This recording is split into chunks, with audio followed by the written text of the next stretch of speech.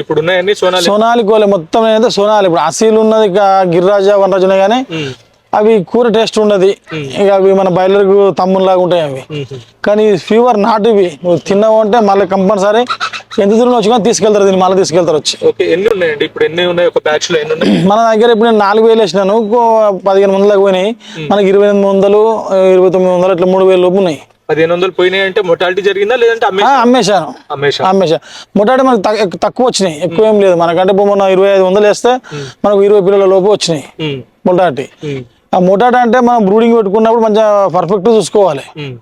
ఆ టెంపరేచర్ ఎంత ఉండాలి, వీటికి ఇక్కడ వాటర్ కానీ ప్లస్ ఒక దగ్గర గుంపులు కాకుండా అవి ఎంత విశాలంగా ఉంటే అంత విశాలంగా మనం బ్రూడింగ్ పెట్టాలి. ఒక 10 రోజులు 8 రోజులు చూసుకోవాలి.